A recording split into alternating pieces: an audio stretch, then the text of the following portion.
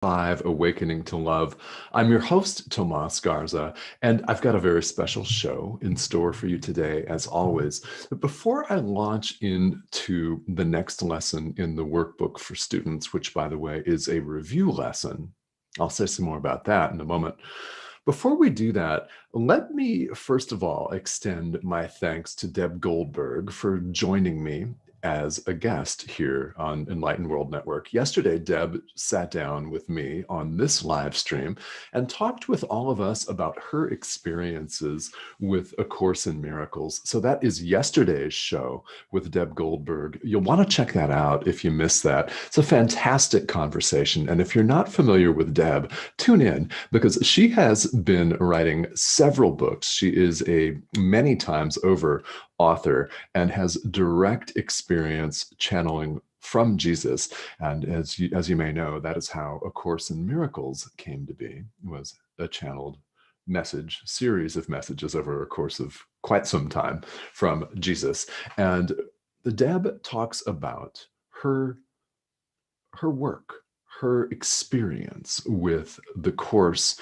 And the highlight that I want to point out is an emphasis on community. Deb has always been studying the course in a group. And as you may know, there are all kinds of workshops. There are all kinds of study groups, both online, in person, dedicated to A Course in Miracles. Why is that so important? Well, you'll want to tune in for Deb's take on that because it's really a good take. My quick take on that is that minds are joined, and this is God's way. This is the Holy Spirit, Jesus's way, the universe's way, if you prefer, your own guide's way, if you prefer that, of getting us out of our own heads, our own limited sense of self, getting us away from the ego and recognizing that we're not all alone at all. We're not having an isolated experience of suffering, and we have love, we have camaraderie, we have support from everyone around us. Why? Because we're not separate at all. There is no separation of any kind. Minds are joined. So that is yesterday's live stream with Deb Goldberg. Yeah, you'll want to tune into that. Now, where can you find it? Well, you can find it here on this Facebook page on Enlightened World Network. It is also available on the network's YouTube channel. So if you don't know about that, I'll invite you to check that out. This live stream streams to Enlightened World Network's YouTube channel every day. It's streaming right now. And this is a place where you can go and look through all of the archive shows. Each show on the network has its own playlist that is searchable right there on YouTube. So that's a beautiful, beautiful resource for you. All right. So, as promised, we're launching back into the workbook for students. And before we get into that, I want to say also that what we're talking about here applies across the board. A Course in Miracles is a presentation of universal spirituality. We are literally talking about principles that apply no matter what your spiritual or religious background is, no matter what you're practicing or not practicing right now. You can tune in to this live stream, and I hope that you do that, because these lessons are of great value no matter who you are, what station in life you're in, what stage of life you're in, where you are, what your background is. Spirituality is universal, it's shared, hence the emphasis on community and groups with A Course in Miracles and other traditions as well, of course. Yeah, there's a lot of power in that. So where we are is we're in lesson 51, if you're following along. And even if you're not, that's fine. We're going to review some really basic, wonderful, universal ideas today. So the course workbook has led us through 50 lessons so far, where we have an individual idea for the day that one then contemplates and practices. This is a self-study curriculum where one takes the idea for the day, practices it, and does one's best to apply this to any situation, especially those that appear to challenge us, that appear to get our dander up, that appear to threaten us in some way. Very, very important that this is applicable in good times as well as not so good times, because as we all know, and I know a lot of us would like not to believe this, but spirituality is not rainbows and unicorns completely. It's not a beautiful stroll on the beach every day. I mean, if you live on the beach, that's fantastic. I've lived on the beach and recently, and it's really quite wonderful. However, spiritual practice brings things up for us to release. That is the point. Therefore, it is not all rainbows and unicorns. It's not all happy, loving, joyous experience. Why? We have identified with the ego, and therefore we're suffering. That's why. That's why it is important to lean into all of this and bring it all up. Anything that may be appearing in your life that disturbs you in any way is something that's coming up for release. Count on that. Count on it. Everything exists. The Course tells us this. It's told us this so far in the first 50 lessons of the workbook. Everything exists for our own best interest. In other words, it's here as the raw material for our awakening to help us wake up, period. That's what it's for. It may take a form that we consider troubling. It may take a form that we consider obnoxious or disturbing or loud or uncomfortable. Welcome it. Welcome it just as you do the joyous moments, the laughter, the hugs, the kisses, the love, the peace. Welcome all of it because it's all here for your best interest. Mine too, everyone's. All right.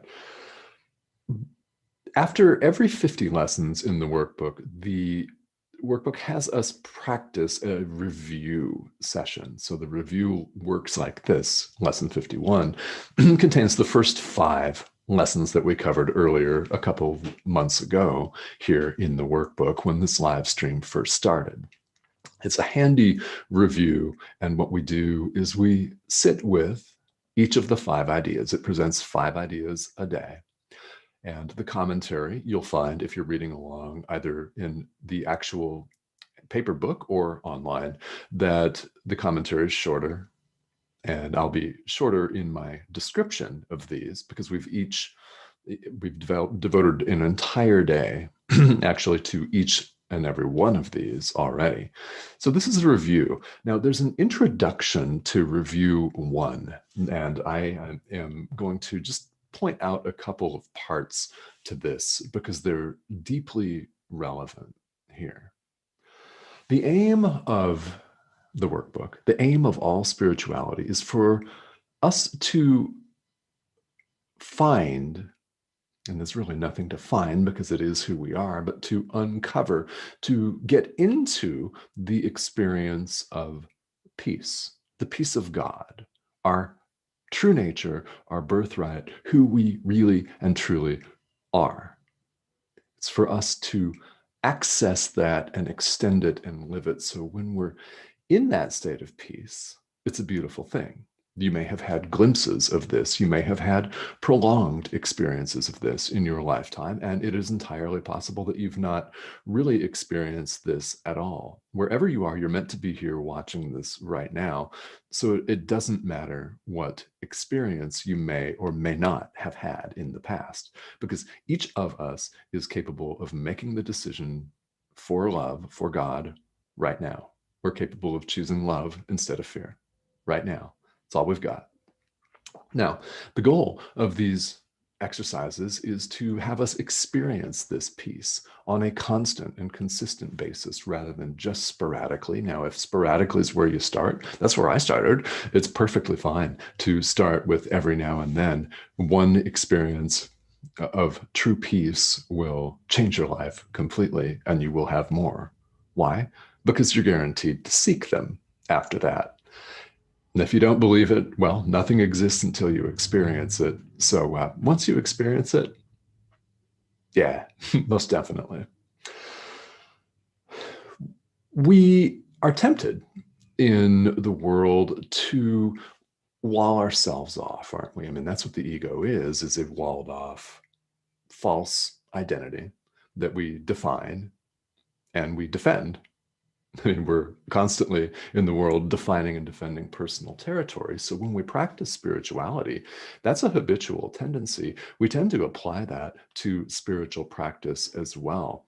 And we tend to categorize the ways and the places in which we can experience the peace of God. In other words, we can only, it's like someone saying, I can only meditate if I'm completely alone late at night or first thing in the morning. I can only apply these ideas when I have no outside influences around me at all. My cell phone is off, my Twitter feed is going off, but I don't know about it. People aren't disturbing me. Everything's peaceful. Everything's wonderful, right? So there's nothing wrong with that. My wife Cindy and I have a profoundly important morning routine where we sit quietly first thing in the morning and we have morning coffee and journal, and I read. She does too. We both read from A Course in Miracles, and we're reading different things. In fact, we're going through the workbook, both of us right now. We're in different places, so we spend that time. I meditate, she meditates. It's ritual, it's sacred to us, and it is something that we do, period, end of discussion, unless we've got to catch a flight in the early morning, which hasn't happened much in the past year. So this is about as solid an item in our daily schedules as we could ever have. Now, you may have something like that. That's not the only place to experience peace. The goal, and the workbook tells us this, is to be able to access that peace at all times when we're interacting with people in the world, when they annoy us, not if, but when they annoy us, when they disappoint us, when they frustrate us, when they make us mad. Use another word for make us mad, another phrase, if you want to. This happens. It happens. It might happen to you in 10 minutes.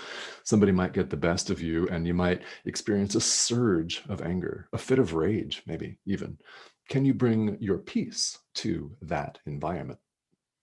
That is the goal of all of these workbook exercises, is for us to be able to experience the peace of God no matter where we are, no matter who we're interacting with, no matter what we're doing, whether we're in conversation, whether we're in a meeting, whether we are taking a nap, whatever we're doing, at all times to experience that peace. That is what we're working toward. That's what we're working toward. So a question that we can all ask ourselves is how well or how often am I able to bring this peace to whatever it is that I do? And to the extent that you're able to do that, that's beautiful. If you're only able to do it one time during a day, that is monumentally better than not doing it at all. And once you begin to experience peace, real peace, not wannabe peace, not something that you hope is peace. I mean, if you aren't sure, then it's not peace. Because once you really experience it, you'll know. You'll just know that it's the real deal, and you will know that you're home. You'll know that you're home. Okay, so quickly, let's just review lesson 51. So the 5 review ideas for today are the first 5 ideas that we saw here in the workbook for students. Now, if you're following along or looking at past episodes of this live stream, that was back a couple of months ago. So we've been going for slightly over 60 days now. So number 1, nothing I see means anything. This is the way the workbook has us start off. Right? This is lesson one.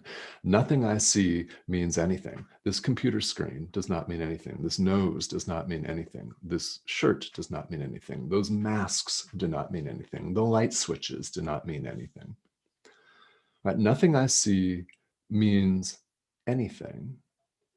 Why? Simply, we seem to be seeing a world of complete illusion. You may know this instinctively, that what we see with the body's eyes is not our real self. We can leave it at that. You can certainly go back and practice this idea. Number two, I've given what I see all the meaning that it has for me. Yeah. We look at something, we name it, we assign meaning to it. We call it good, bad, beautiful, ugly, gorgeous, obnoxious. Right? We assign terms and we assign gradations of beauty, don't we? We assign gradations of ugliness, and some things we can support, but others we categorically reject. We interpose all kinds of artificial qualifications, levels, strata into our experience. All of it we make up. Lesson three, I do not understand anything I see, right? We understand nothing that we see because what we see is a constant shifting illusion. Now, even if it appears permanent, right, it's still a constant shifting illusion, which includes the physical body. Lesson four, these thoughts do not mean anything. So we begin to apply this to not only what we see, but what we think. Now, what lesson four means, these thoughts do not mean anything, means simply that our real thoughts are the thoughts we think with God. They're not our thoughts about tomorrow's sales meeting. They're not our thoughts about the fact that we need to trim our fingernails or our toenails. They're not my thoughts that are going through my head right now about how I need a haircut. Yes, this is long for me, in case you were wondering. These thoughts do not mean anything. Why? They are not our real thoughts. They are not the thoughts that we think with God. And lastly, number five, I'm never upset for the reason that I think. Okay, interesting. We see things, they appear to be outside of us, and we make them enemies, right? Like I just mentioned a minute ago, we define personal territory and then we defend it. I mean, we really defend it quite vigorously, quite aggressively, like attack dogs sometimes. We really do. And if you think about your own behavior and how you've defined and defended maybe a personal status, something that you've clung to, you'll know what I'm talking about here. We make things that appear to be outside of us our enemies, and they seem to upset us. But that's not the reason that we're really upset. Our thought system here in the world has hurt us. It has let us down. It has disappointed us time and again from really beginningless time. And what the workbook is asking us to do is to be willing to let it go, not to let it go right away, but to be willing to let it go. The text of A Course in Miracles talks about a little willingness, just a spark of willingness, just a spark of allowing the Holy Spirit, the universe, God, the energy of the divine to run the show in our lives. Just a little willingness to see something differently, to love, to experience something differently. Just that little willingness is all that's asked of us. So these are the 5 review ideas. So for the next few days, we'll be reviewing these ideas in much the same fashion as before. So again, as we wrap up the teaching component here, I'll get on and look at the comments here in just a moment for those of you that are joining me live. Know that peace is available right now to you. You have only to choose that. And if you miss this moment, If you've missed dozens and dozens of moments today, that's okay. You have another opportunity right now. So choose peace, choose love yet again. All right, so let's see who's joining us here. This is always fun for me to interact with you all on the live stream. Now, if you're catching the replay here, that's absolutely fine as well, because the timing of this show bounces all over the place, as you know. I'm on sometimes at noon Eastern. Today it's 1 Eastern. Sometimes it's actually a little bit later in the afternoon. So let's bring us up here on the page and see who's tuning in today. All right. So we've got several people watching live. Welcome. Thank you for joining us. And hello, Cindy. Hi, how are you? Robert, and that looks like Abla. Thank you for tuning in here today. Yes. And hello to everybody. Yeah, peace and love is here with all of us right now. Beautiful. Isn't that wonderful? Now, sometimes we don't feel like that's really going on, do we? Sometimes it doesn't feel true that peace and love are with us right now because we have a choice moment to moment. We have free will, which means we can choose love or we can choose fear. Now, if we're choosing fear, you can bet that we're going to be upset. We're going to be upset. Things will appear to be messing with us. They'll upset us. Why we've chosen separation. Choosing love is choosing union. That leads directly to feelings of joy, of camaraderie, of love, happiness, yeah, emotions that we label as positive. And again, those are just labels. What we're after here in all spiritual practice is an experience. It is the experience of your true self, and that is what we're aiming for here today and every day. So thank you all very much for joining me. This has been A Course in Miracles 365, Awakening to Love. And be sure to catch again yesterday's episode with Deb Goldberg, and I will see you back here